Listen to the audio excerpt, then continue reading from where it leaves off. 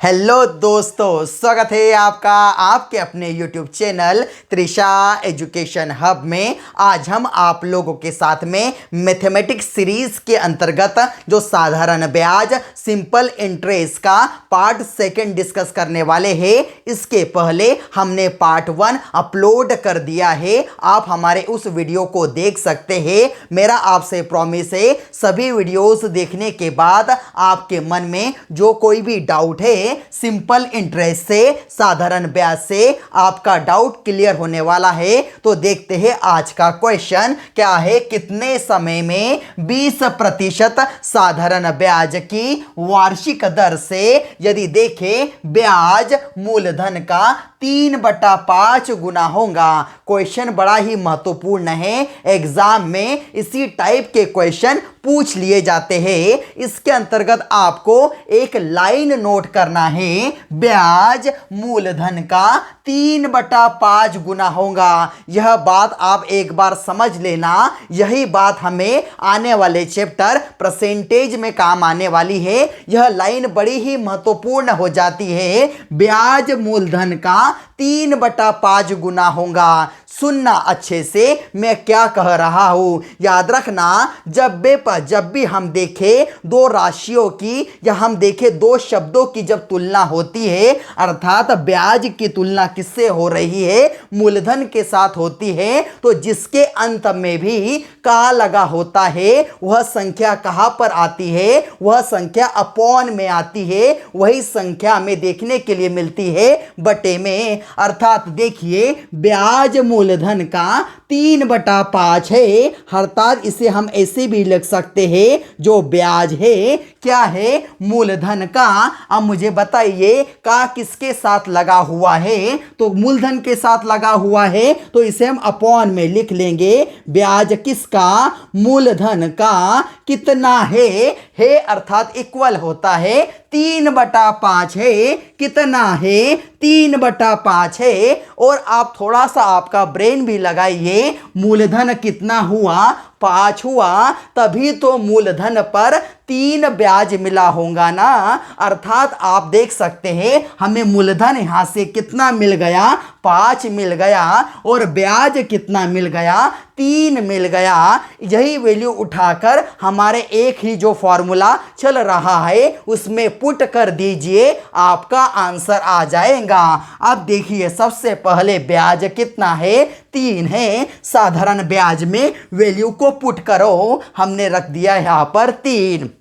उसके पश्चात मूलधन कितना निकाला, 5 निकाला, 5 को यहां पर रख दो। दर देखते हैं, दर हमें कितनी दी है, 20% की दर दी है। कितने परसेंट बताया है, 20% की हमें रेट ऑफ इंटरेस्ट दिया हुआ है। और हमें क्या करना है, कितने समय में, समय को तो ही ज्ञात करना है ना। अर्थात समय को किससे डिनोट करते हैं, समय को टी से डिनोट किया जाता है। और अपॉन में क्या लगाएंगे, यह हमने 20% लिखा, परसेंटेज जब भी हटता है तो अपॉन में क्या आ जाता है, 100 आ जाता है। 21 जा 20 यानी 20 एकम 20, और यह कितने टाइम कैंसिल होगा, 5 टाइम इसे कैंसिल कर लेंगे। यह देखिए 5 से 5 भी कैंसिल हो गया।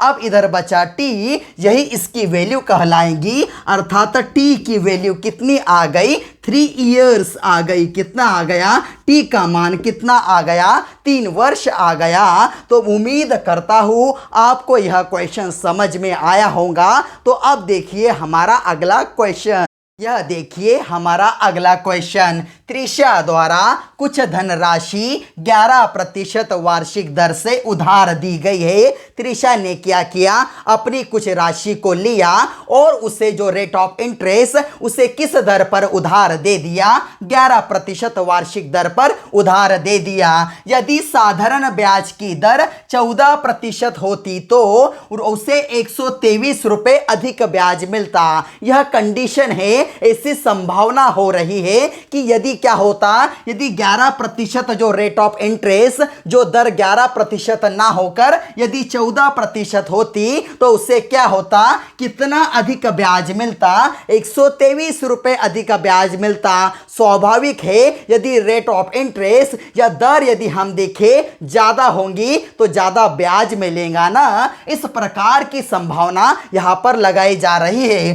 तो त्रिशा द्वारा उधार दी गई धनराशि कितनी है, तो हमें निकालना है कि त्रिशा के द्वारा जो धनराशि दी गई है अर्थात मूलधन हमें निकालना है, हमें प्रिंसिपल निकालना है। किंतु याद रखना इस प्रकार के क्वेश्चन को बिना फॉर्मूले के बड़े ही आसानी से यदि आप देखो तो 10 सेकंड में आप सॉल्व कर सकते हो। थोड़ा सा कंसेप्ट समझना, आपको सभी चीजें समझ में आने वाली है। जब भी क्वेश्चन में यदि बात होती है अधिक की या कम की, उसके पश्चात देखे पास या फेल की या जीत या हार की यदि क्वेश्चन में बात होती है तो यह सभी चीजें किसे दर्शाती है, यह सभी चीजें अंतर को दर्शाती है, यह सभी चीजें डिफरेंस को दर्शाती है। अब देखिए सबसे पहले क्या होता है कि कुछ धनराशि पहली बार क्या हुआ कि 11% वार्षिक दर से उधार दी गई।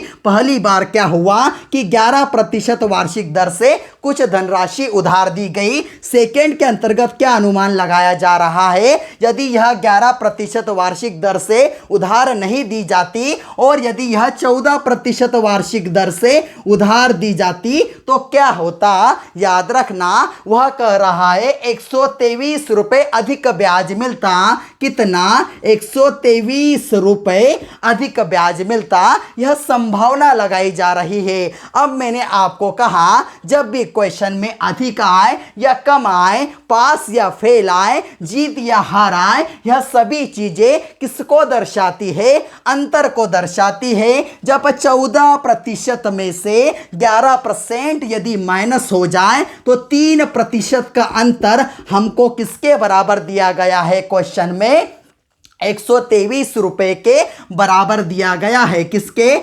123 रुपए के बराबर दिया गया है। त्रिशा द्वारा उधार दी गई धनराशि कितनी है, अर्थात हमें क्या निकालना है, प्रिंसिपल निकालना है, हमें मूलधन निकालना है। जब 3% की वैल्यू क्वेश्चन में हमको दी गई है, 123 के बराबर आ भी रही है, तो हमें क्या करना है, 100% की वैल्यू निकालना है। किसकी वैल्यू, 100% की। इस 100 का क्रॉस मल्टीप्लाई कर दो किसमें, 123 के अंतर्गत यह परसेंटेज भी लगा लो। 100% मल्टीप्लाई बाय 123 अपॉन में कितना, 3% लगा लो। अब देखिए हम क्या करेंगे, यह परसेंटेज से परसेंटेज कैंसिल कर लिया, 3 एकम 3, 3 चौक 12, 3 एकम 3। अब देखिए क्या होगा, इस 41 का मल्टीप्लाई किस में कर दो, 100 में कर दो, तो कितने रुपए का जो उसके द्वारा जो धनराशि दी गई है,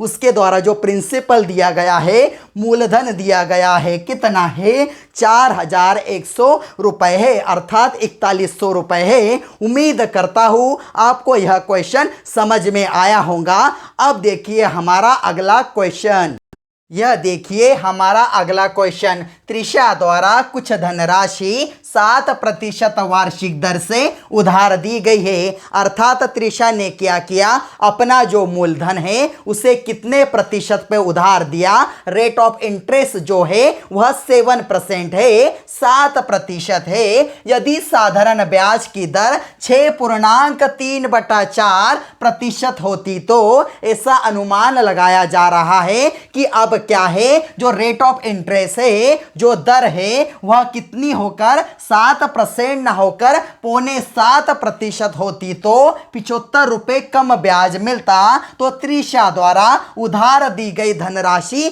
कितनी है, स्वाभाविक है पहले रेट ऑफ इंटरेस्ट जो दर थी 7% थी, अब घटकर कितनी हो गई, 6.25% हो गई, तो जो ब्याज मिलना है वह भी कम मिलेगा ना। उसी पर क्वेश्चन है, बड़ा ही इजी क्वेश्चन है। देखिए सबसे पहले कंडीशन क्या है कि 7% की बात हो रही थी, और सेकेंड कंडीशन में क्या है हमने देखा 6.3/4, 6.3/4%, अर्थात यह कितना होता है 0.75% होता है। इसमें क्या होता, उससे 75 रुपए कम ब्याज मिलता। कितना रुपए, 75 रुपए कम ब्याज मिलता, ऐसा क्वेश्चन में कहा गया है। अब मुझे बताइए 7% में से 0.75% यदि जाता है तो कितना बचता है, 1/4% बचता है ना। 1/4% किसके इक्वल है, 75 रुपीज के इक्वल है। क्वेश्चन के अनुसार उसने कहा यह अंतर किसके बराबर है, 75 रुपए कम है ना। मैंने आपसे पहले ही कहा कम किसे दर्शाता है, अंतर को दर्शाता है। उसके पश्चात हमें क्या करना है, 100% की वैल्यू निकालना है। 100% अर्थात उसके द्वारा जो धनराशि उधार दी गई है उसकी वैल्यू निकालना है। किस प्रकार से निकाल सकते हैं, तो इस 100 का मल्टीप्लाई किस में कर दो, इस 100 का मल्टीप्लाई, इस 100% का मल्टीप्लाई किस में करना है, 75 में करना है। और अपॉन में हमारा क्या आ जाएगा, अपॉन में यह देखिए अब जो 4 है यह क्या हो जाएगा, ऊपर चला जाएगा, यह 4 भी ऊपर चला गया, और अपॉन में क्या बचेगा, 1% बचेगा। कितना बचेगा, 1% बचेगा। इस परसेंट से यह परसेंट कैंसल हुआ। उसके पश्चात देखिए यदि हम गुना करेंगे 100 का इसके अंतर्गत तक कितना होता है, 400 हो गया, 4 में गुना किया। और इसके अंतर्गत यदि हम देखें तो 75 में मल्टीप्लाई करना है, 75 का डबल कितना होता है,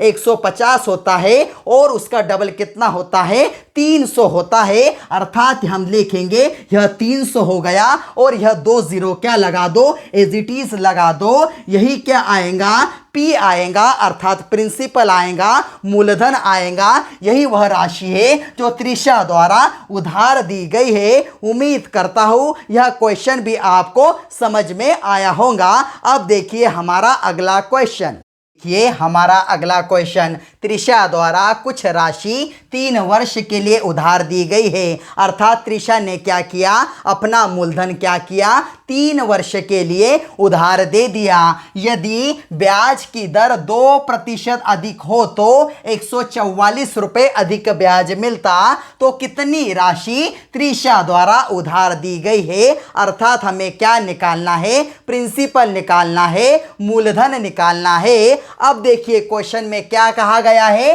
3 वर्ष के लिए उधार दी गई है, और जो रेट ऑफ इंटरेस्ट कितना है, 2% अधिक होती है। अर्थात पहले साल फर्स्ट ईयर में कितना ज्यादा हो गई, 2% ज्यादा हो गई। उसके पश्चात क्या हुआ, दूसरे साल कितनी ज्यादा हो गई, और 2% ज्यादा हो गई। और तीसरे साल भी क्या कहा गया है, रेट ऑफ इंटरेस्ट कितना ज्यादा होता है, 2% ज्यादा होता है। अर्थात यदि हम देखें तो 3 साल में रेट ऑफ इंटरेस्ट कितना ज्यादा हो जाएगा, तो 6% ज्यादा हो जाएगी। अर्थात हम यदि कहे 6% जब बढ़ जाएगा रेट ऑफ इंटरेस्ट, तो उससे कितने रुपए अधिक ब्याज मिलेगा, 144 रुपए अधिक ब्याज मिलेगा। अर्थात आप कह सकते हैं 6%, अर्थात 6% की वैल्यू किसके बराबर है, 144 रुपए के बराबर है। किंतु आपको तो मूलधन निकालना है, 100% की वैल्यू निकालना है।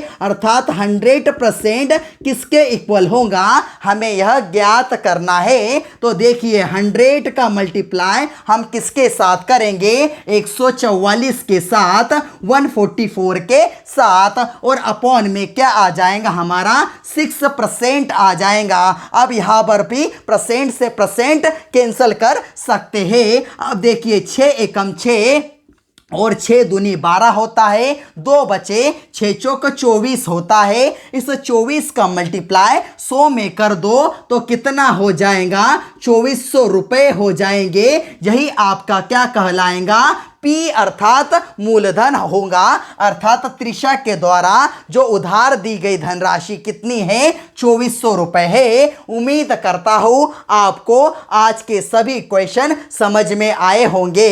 और यदि आप लोगों को हमारा यह वीडियो अच्छा लगा हो तो इस वीडियो को ज़्यादा से ज़्यादा लाइक कीजिए, अपने दोस्तों के साथ शेयर कीजिए और हाँ, सब्सक्राइब जरूर कीजिए, जिससे क्या हो सके आप लोगों को हमारी आने वाली नोटिफिकेशन प्रॉपर वे में मिल सके। जय हिंद।